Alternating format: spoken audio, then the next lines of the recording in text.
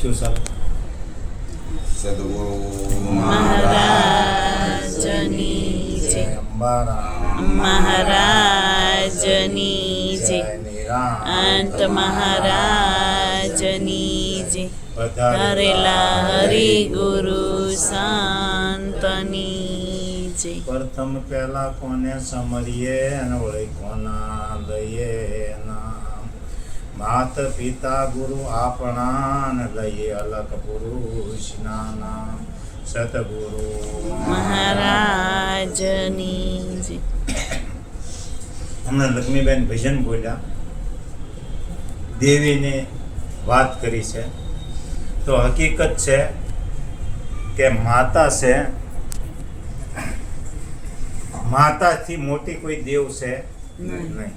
માં આપણા હતા એટલે આપણે જગત જોયું, નકર જગત આપણે જોવે નહીં. નહીં. અને હરેકના ઘરની મારી પાસે 4 દેવી. પ્રથમ દેવી જોવો તો માતા, બીજી દેવી જોવો તો બેન, ત્રીજી દેવી જોવો તો પત્ની, અને ચોથી દેવી જોવો તો દીકરી. આ 4 દેવીનું અપમાન ન કરો તો પૂજ્ય ભૂખ્યા રહી નહીં. બાકી નકર બંગલા માથે લખ્યું હોય માતૃ સાયા, પણ ફર્નિચરની ઘોડી માં જો ખૂણામાં બેઠી હોય તો એ માતૃ સાયા કામની નહીં. નથી. બાકી તમે ગમે એવા દેવી દેવને શરણે જાશો તો આશીર્વાદ ક્યાંયનો મળવાનો નથી. નથી. પણ જાત્રા કરીને કે રખડીને કે ગમે ત્યાંથી આપણે આવ્યા છું, પણ 80 વર્ષના ભલે આપણા બા બેઠા છે અને એને કોઈક છોકરો કે કહે કે ફરીને બાપા આવ્યા કે ભાઈ આવ્યો તો તરત ક્યાંક બટા તું ક્યાંય દખી નથી છો ને. બાકી એક કે મંદિરવાળી દેવ બોલ છે. નહીં. અને આ દેવીને મૂકીને ગમે એવા ડુંગરા સડશો કે ગમે એવી હાડી ઓઢાડશો તો તમારો પાર આવશે નહીં. ન પાર આવે. અને તમે શબ્દ જો સમજવા શીખ્યા ત્યાંથી દેહ છૂટી જાય ત્યાં સુધીનો શબ્દ બોલશો તો માં શબ્દ લાગશે, પણ બીજો શબ્દ લાગશે નહીં. ગમે એવો બોલો, હારો બોલો, ખરાબ બોલો, ગમે એવો બોલો. અને સંતોએ સાખી લખી તો જુઓ, પ્રથમ કોને સમરીએ કોના લઈએ ના. માતા, પછી પિતા, પછી ગુરુ, અને ભગવાન કે વધ્યો રહે ને તો જ મારું નામ લેજે, ને મારા નામ લેવાની જરૂર નથી. આની મારી પાસે બધું હમાઈ ગયું. આ વાત કરી પણ તો આપણને સમજાતી નથી. એને વારે ચડાવી, એને ટાઈમે પૂછીએ નહીં. અને પછી એની બીકને લીધે આપણે ડુંગરા ચડવા પડે, હાડીઓ લઈ લે, નકર કોઈ જ ન ચડવા પડે. અને તોય એ સ્વીકારતા નથી. એટલી બધી મૂર્તિઓ ને એટલી બધી દેવીઓ બેઠી, પણ કોઈ હથિયાર વિનાની કરી એક બતાવો તો એને હું પાકિસ્તાન સામે યુદ્ધ કરવા જવાનું છે. પણ એ એવું કહેવા માગે છે, એની પ્રેરણા લેવાની છે કે તમારે ઘરે માવતર છે અને તમે બરોબર ટાઈમે જમવાનું પૂછ્યું, એને હારા 3 જોડ કપડાં લઈ દીધા, નકર આ તલવાર ભાળી, આ ત્રિશૂળ ભાળ્યું, આ ઈ હારો હથિયાર આપ્યા, ઋષિ મુનિઓએ અમથા નથી આપ્યા, પણ ત્યાં આપણે દ્રષ્ટિ તમારે મારે કરવી નથી. કાલ સવારે જ આપણે આઠમ ગઈ, કૃષ્ણ ભગવાનનો કે જન્મ થયો. હવે કૃષ્ણ ભગવાન કે ગીતામાં એમ કે છે, હું આવતો નથી, હું જાતો નથી, મારો જન્મ નથી, અવિસર એમનેમ છો, મારે આવવું જવું કે કોઈ વસ્તુ નથી. તો આપણે અંધશ્રદ્ધામાં લાગ્યા હતા કે નહોતા લાગ્યા? અને પાછા શ્લોક બોલ્યા કે નંદ ઘેરે આનંદ ભર્યો. કોને ઘેરે? આપણે ઘેરે નહીં, પોતાનું નો વિષય. અને છતાં કૃષ્ણ ભગવાનનો જન્મ થયો એ માની લઈ, અને વાના માતર બધું હાસો.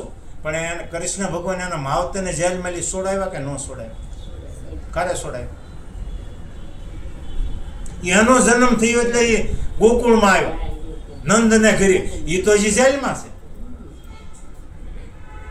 જ્યારે 11 વર્ષને 52 દિવસના થયા, જ્યારે મથુરાની માલપા ગયા અને કંસને જ્યારે માર્યો, ત્યારે જેલ મુક્ત થયા. ક્યાં સુધી? નહીં. અને એ વખતે માએ કીધું દેવકીજી કે દીકરા, તું તો જન્મીને કે ગોકુળમાં હિલોળા કરવા માંડ્યો, અને અમે તો જેલમાં એટલી બધી વાર કેમ? તારે કૃષ્ણ ભગવાન હશે. તારે કીધું કે અમે જેલમાં તને વાત કરી રહ્યા તો તને હસવાનું કેમ આવ્યું? તો કે માં 14 વર્ષનો વનવાસ દીધો તારે. એને જ આપ્યો. અને હું તો વહેલા હારે આવ્યો. હજી 14 વર્ષ તો થયા ને. જોઈ લો છે આ ભેદ છુપાણેલો છે. કર્મ જવો ભગવાનના માં હતા તો એ નથી છોડતો, તો તમને ને મને કેમ છોડી દે? છૂટશે? અને કર્મ છોડવું હોય, એમાંથી છૂટવું હોય તો માતા પિતા પણ, અને એથી રહી ગયું હોય તો ગુરુ પણ. આ 3 જગ્યાએ કર્મ કપાય, બાકી બીજે ક્યાંય ન કપાય. આખી પૃથ્વીમાં ગમે ત્યાં રખડી જાય. પણ આપણે બધા માનવામાં છે, શ્રદ્ધા ને વિશ્વાસ નથી. આખો શ્રાવણ મહિનો શિવ ભગવાન કર્યું, આઠમ આવી ત્યાં કૃષ્ણ ભગવાન કર્યું, અને આજ અમા આવી ત્યાં હેલું લઈ લઈને ન્યા ડોટું દી. આ વરસાદ વર્યો, જીવતા કળશો પાયો ને બાવળે ન પીધું, બોડીએ ન પીધું, પીપળે ન પીધું, ધરોઈએ ન પીધું, કોઈ ન પીધું. જીવતા માવતરે કીધું કે એક કળશો ભરી દો ને, તો કે બેઠા બેઠા તરસ લાગી, હા પી લો ઊભા થાય. પીએ પાણી નથી પી શકતા. કાલ છે કાલ છે પણ આગું ડોટું મીડે છે. શનિવાર છે ને એમ વિચાર તો કર, કાંઈ વિચારવું જ નહીં. આ રસોઈ તમે રાંધો તો ઢાંકણું ઢાંકો ને, આ જગત ઢાંકણું ઢાંકે દેખાડવા હારું. અમે કઈક સહીએ માવતરને પિતૃને પાણી પાઈ જીવતા હતા તારે તેને સંભાળી નથી લીધી, તારે તેને આપણે પૂછ્યું નથી. અને હવે હેલું લઈ લઈને ડોટું અખા ભગતે એ વખતે ફતેપુરની માલપા અખા ભગત થઈ ગયા. અખા ભગતે આ કે લોકોનો રિવાજ તો જવો, જીવતાને પાણી નથી પાતા, જીવતાને જમવાનું નથી પૂછતા, અને કે જ્યાં ભાદરવી આમાં આવે ત્યાં તો કે ઘડા લઈ લઈને ડોટું દે. તો મારે તો તેલ નાખે ને કાળ નાખે ને ઈ કેમ નાખે? આ બધું નાખીને પિતૃ તર્પણ કરવા દે. પિતૃ જીવતા હતા ત્યારે તે કે જાતનું તર્પણ નથી કર્યું. પોતાની બીક પોતાને બીવરાવે તે ડોટું દેવી પડે. પણ મારી જેવો બીતો ન હોય ને એ કાળી પાણી રેડવા ન દે. જીવતા પાઈ હોય ને એ ન દે,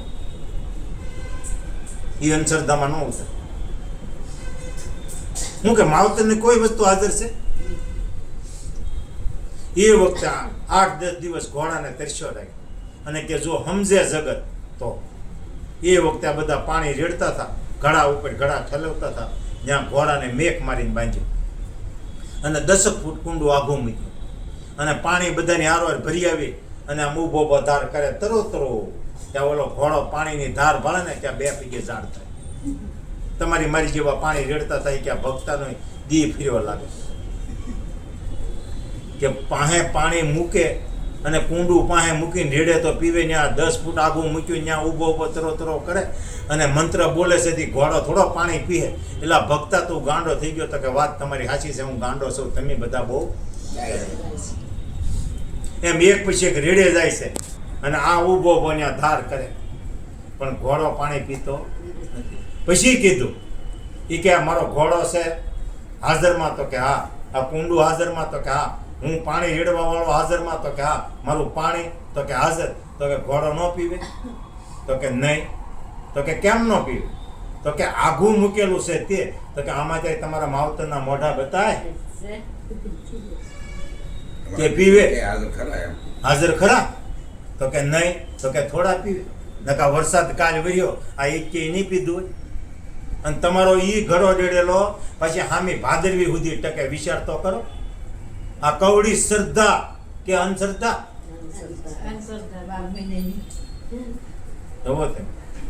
અને પાછા નક્કી કરી લે, બાવળ બોરડી પીપળ પાન, ત્યાં મૂર્ખે બાંધ્યા રહેમાન, શીશે ગાડિયાને ભરે છે રેડે છે નીર, જાણી માવતર બેઠા ગંગાને તીર. જીવતા હતા તારે કઈ વિચાર ન કર્યો, અને પાછા આવત તો સાચું બોલે. પણ જીવતા હતા તારે પૂછતા નથી, દેખાડ્યો નથી. અને પછી હસ્તી ન્યા પધરાવા થાય,